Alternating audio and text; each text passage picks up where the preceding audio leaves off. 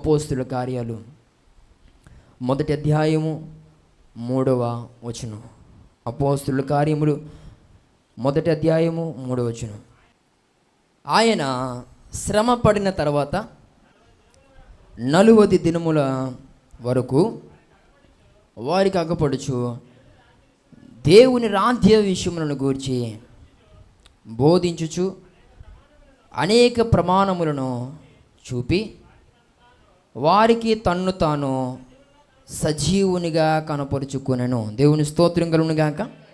యేసుక్రీస్తు ప్రభువారు దేవుడై ఉండి నిన్ను నన్ను ప్రేమించి ఆయన ఈ లోకానికి వచ్చి 33.5 సంవత్సరములు ఆయన జీవించి మనందరి కొరకు సిలువ వేయబడి ఆ సిలువ రానుపై చనిపోయి ఆయన సమాధి చేయబడి మరలా తాను చెప్పినట్లే 3వ దినమున తిరిగి లేచినటువంటి దేవుడు. అయితే యేసుక్రీస్తు ప్రభువారు ఆయన పునరుద్ధానుడై తిరిగి లేచిన తర్వాత 40 దినాలు ఆయన ప్రజలందరికీ కూడా కనబడ్డారు. తర్వాత ఆయన ఆరోహణం అయిపోయి దేవుని యొక్క రాజ్యానికి చేరారు. దేవుని స్తోత్రం కలుగును గాక. ఇక్కడ మనం ఆలోచన చేస్తే యేసుక్రీస్తు ప్రభువారు ఆయన పునరుద్ధానుడిగా తిరిగి లేచిన ఆ తర్వాత ఆయన ప్రజలందరికీ కూడా అనేక మంది శిష్యులకు, అనేక మంది ప్రజలకు, ఏమండి ఆ ఒక్కటే ఆ యేసుక్రీస్తు ప్రభు వారి యొక్క శిష్యులకు మాత్రమే కాదు ఆయన కనబడడం, చాలామందికి ఆయన పునరుద్ధానుడిగా తిరిగి లేచిన తర్వాత ఆయన అనేక మంది కనబడ్డారని మనం చరిత్రలో చూడగలుగుతూ ఉంటాం. అయితే చాలామందికి ఆయన కనబడి, అయితే ఆయన మహిమ శరీరంతో కనబడినట్లుగా మనం చూస్తాం. అయితే తనకు ఎందరికైతే యేసుక్రీస్తు ప్రభువారు కనబడ్డారో అందరికీ కూడా తన్ను తాను ఆయన ఎలాగూ కనపరుచుకున్నారట? సజీవుడుగా. దేవుడి స్తోత్రం కలుగును గాక. ఈరోజు మనం ఆరాధిస్తున్నటువంటి దేవుడు ఎవరు? ఆయన సజీవుడు. దేవుని స్తోత్రం కలుగును గాక. మరణాన్ని జయించినటువంటి దేవుడు. ఓ మరణమా నీ ముళ్ళెక్కడ అని మరణముతో శపథం చేసి మరణపు ముళ్ళును విరిచి మనందరి కొరకు తిరిగి లేచినటువంటి దేవుడు ఆయన. దేవుని స్తోత్రం కలుగును గాక. ఆయన పిల్లరా సజీవుడైన దేవుడు. అయితే ఇక్కడ దేవుడు తన్ను తాను సజీవుడిగా నీకెందుకు దేవుడు కనపరుచుకుంటున్నాడు అని అంటే, నీవు కూడా తనలో ఉన్న జీవాన్ని నీవు పొందుకుంటావని. దేవుని స్తోత్రం కలుగును గాక.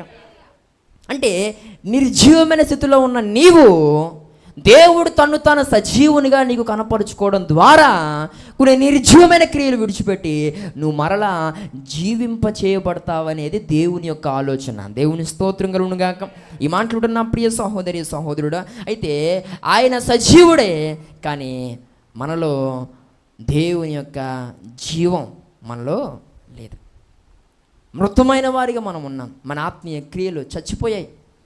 ఒకప్పుడు బలంగా భక్తి చేస్తూ దేవుణ్ణి ఎంత సంతోషపెట్టే పరిస్థితి, కానీ రాను రాను రాను రాను దేవుడు నీకు ఆధిక్యతలు ఇచ్చే కొలది, నీకు అర్హతలు ఇచ్చే కొలది, నీ స్థానాన్ని ఒక్కొక్క రోజు అలా అభివృద్ధి చేస్తున్న కొలది ఈరోజు మరి నీలోనికి ఏమొచ్చిందో నీకే తెలియాలి. కానీ అప్పుడు చేసినట్లుగా ఇప్పుడు నీ భక్తి అయితే లేదు. దేవుని స్తోత్రం కలుగును గాక. అప్పుడు నీ మాట అవునంటే అవును, కాదంటే కాదు. అప్పుడు భక్తి నిర్ణయం తీసుకుంటే చాలు, నిర్ణయ ప్రకారంగా తీర్మానాన్ని బట్టి నీ భక్తి అప్పుడు ఉండేది. కానీ ఇప్పుడు అంత సోకు నీ జీవితంలో లేదు, అంత భక్తి నీకు లేదు. కారణం ఏంటంటే దిగజారిపోయాం. కానీ స్టిల్ ఇంకా దేవుడు తను తాను నీకు సజీవునిగా ఆయన నీకు కనపరుచుకుంటున్నాడు. కారణం ఏంటంటే ఇక నుండి అయినా నువ్వు దేవుని కొరకు మరలా జీవింపజేయబడతావని. దేవుని స్తోత్రం కలుగును గాక. హల్లెలూయా. కాబట్టి మన జీవితంలో ప్రతి విధమైనటువంటి నిర్జీవమైన క్రియను మనం తీసివేసుకునే ప్రయత్నం చేద్దాం. ఎందుకనంటే ఈరోజు పిల్లరా మనము సజీవులుగా ఉండటం చాలా ప్రాముఖ్యం. దేవుని యొక్క సన్నిధిలో పిల్లరా మనం సజీవులుగా ఉండాలి. దేవుణ్ణి మహిమపరిచే విషయంలో పిల్లరా ప్రాణంతో ఉన్నవారిగా, బ్రతుకున్న వారిగా మనము దేవుని యొక్క మందిరంలో ఉండాలి. ప్రకటన గ్రంథంలో మనం చూస్తాం కదా, 3వ అధ్యాయము 1వ వచనంలో మనము చూడగలుగుతాం. సార్దీసు సంఘముతో దేవుడు మాట్లాడుతూ, సార్దీసులో ఉన్న సంఘపు దూతకి ఇలాగూ రాయము, 7 నక్షత్రములను దేవుని 7 ఆత్మలను గల వాడు చెప్పు సంగతులు ఏమనగా, నీ క్రియలను నేను ఎరుగుదును. ఏమనగా, ఆ మాట చూడండి, జీవించుచున్నానన్న పేరు మాత్రం ఉన్నది కానీ నీవు మృతుడివే. దేవుని స్తోత్రం కలుగునుగాక. హల్లెలూయా. నీ ఆత్మీయ జీవితంలో ఒకవేళ ఈ అనుభవం ఉందా? ఒకసారి మనం ఆలోచన చేసుకుందాం. ఏ క్రియలు చచ్చిపోయాయి? చూడండి, డెడ్ బాడీ ఈరోజు మనం చేసిన ఏ పని అన్నా చేస్తుందా? చేయదు కదా. నేను వాక్యం చెప్పడానికి ముందు ఎన్ని పనులు అయితే చేశాను అన్ని పనులు డెడ్ బాడీ చేస్తుందా? ఇప్పుడు డెడ్ బాడీ నాలాగా మాట్లాడగలదా?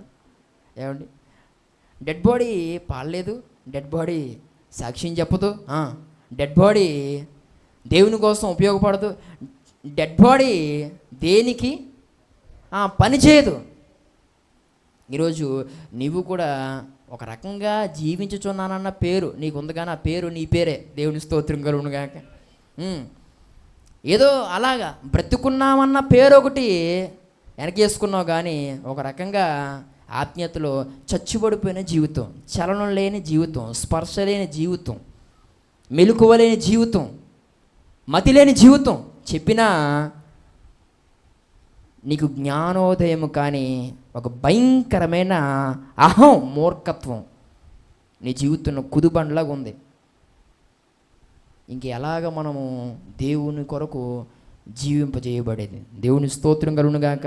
ఈ మాట్లాడుతున్న ప్రియ సహోదరి సహోదరుడా, కాబట్టి నేను అంటున్నాను, శవంలాగా ఉండక దేవుని కోసం నీవు మరలా జీవాన్ని పొందుకుని, జీవంతో ఉన్నటువంటి వారు ఎలాగైతే ఏమేమి చేస్తారో అలా నీవు మరలా మరొక్కసారి జీవింప చేయబడి మనము దేవుని యొక్క సన్నిధిలో ఉండాలి. దేవుని స్తోత్రం కలుగునుగాక.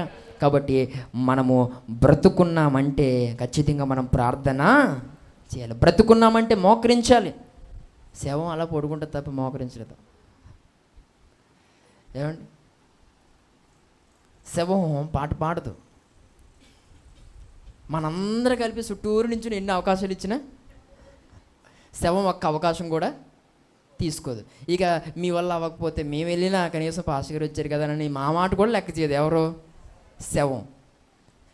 ఇన్నిసార్లు చెప్పించుకుంటున్నానేంటి అని కూడా అనిపించదు. దేనికి? శవానికి. సాక్ష్యమిచ్చే సంఘం జీవించే ఎన్నిసార్లు సాక్ష్యం చెప్పమన్నా నీ బుర్రకు ఎక్కదు. శవాను నువ్వు. దేవుని స్తోత్రం కలుగునుగాక.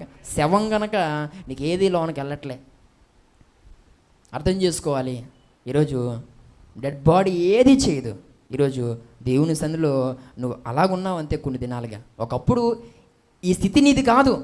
మరి ఎవరి దగ్గర అప్పడుకుని తెచ్చుకున్నావు తెలదు, కానీ ఇలాంటి అనుభవం ఇది నీ బతుకైతే కాదులే. నేను అంటాను, ఇది నీ బతుకైతే కాదు. ఇది ఎవరి దగ్గర నుండో చూసైనా నేర్చుకున్నావు, లేదంటే అలాంటి అఫీషియాలిటీ భక్తి అన్నా చేద్దామని నువ్వు అనుకుని ఉండాలా, లేదంటే దిగజారుడుతనమైన అయి ఉండాలా. ఒకప్పుడు నీ భక్తి అయితే ఇది కాదు, కానీ ఎందుకో అక్కడ నుండి ఇలా పడిపోయావు అంతే.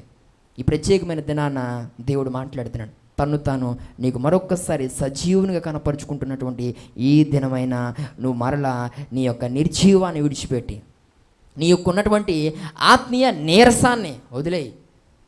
దేవుని స్తోత్రం కలుగునుగాక. కొంతమంది ఏదైనా అడిగితే ఇంకా దానికి ఏం చెప్తున్నారంటే నీరసం. ఎందుకు పాలేదంటే నీరసం, ఇంక దీనికి డిప్రెషనే లేదు. దేవుని స్తోత్రం కలుగునుగాక.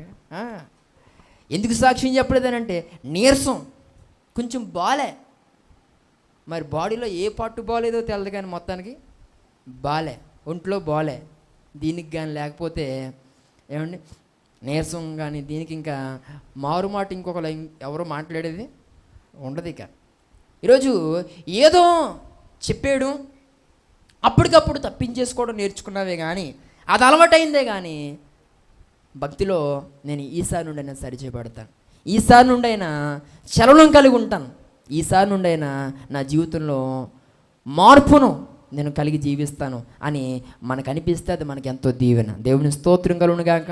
ఈ మాటలు ఉంటున్న ప్రియ సహోదరి సహోదరుడా, కాబట్టి మనము మృదులమైనటువంటి జీవితాన్ని మనం జీవించడానికి వీలు లేదు అని దేవుని సేవకుని నేను తెలియజేస్తూ ఉన్నాను. దేవుని స్తోత్రం కలుగును గాక.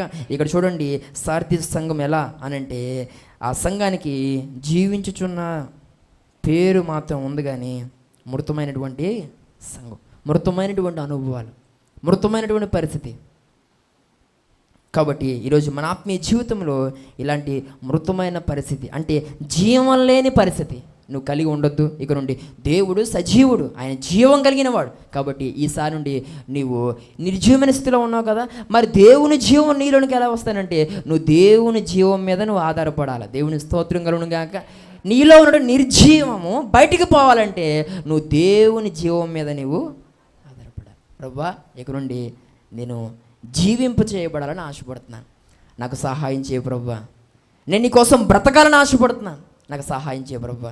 నేను నీ కొరకు జీవించాలని ఆశపడుతున్నాను, నీ కొరకు ఘనమైన కార్యాలు చేయాలని ఆశపడుతున్నాను. ఇంతవరకు నేను చేసిన భక్తి ఒకలాంటిది, కానీ ఇక ముందైనా అనేకులను ప్రభావితం చేయగలిగేటువంటి భక్తి, నాలోనికి నీ యొక్క శక్తిని పొందుకునేటువంటి ఆ భక్తిని నేను చేస్తాను ప్రభువా, నాకు సహాయం చేస్తానని దేవుని అడిగితే, దేవుడు ఇట్టి కార్యము చేయడానికి కూడా తాను డైరెక్ట్గా నీకు కనపరుచుకుంటాడు. గట్టిగా చప్పలు కొట్టి దేవుని నామమును మహింపరచను. ఈ మాటలు ఉంటున్న ప్రియ సహోదరి గతించిన దినాల్లో నేను చెప్పాను, నువ్వు దుఃఖపడే వ్యక్తిగా ఉంటే ఆ దుఃఖం నీకు దేవుని యొక్క ప్రత్యక్షతను దయచేస్తున్నాను. కాబట్టి ఆత్మీయ జీవితంలో నువ్వు ప్రభు సన్నిధిలో ఏడు, కన్నీరు కార్చు, ప్రార్థించు, అయ్యా నేను మునుపటి జీవితాన్ని నేను జీవించాలనుకుంటున్నాను. మరలా ఒకప్పుడు ఘనమైనటువంటి భక్తి చేసినటువంటి ఆ భక్తి నేను మరలా కలిగి ఉండాలని ఆశపడుతున్నాను. ఒకప్పుడు లాంటి భక్తి, ఒకప్పుడు లాంటి విధేయత, ఒకప్పుడు లాంటి ఆ ప్రేమ, ఒకప్పుడు లాంటి ఆ కలుపుగొట్టుతాను, ఒకప్పుడు లాంటి ఆ విశ్వాస్యత నేను మరలా కలిగి ఉండాలని ప్రయత్నం చేస్తున్నాను. ప్రభువా, నాకు నువ్వు కొంచెం సహాయం చేస్తానని దేవుని అడిగితే దేవునికి సహాయం చేస్తాడు.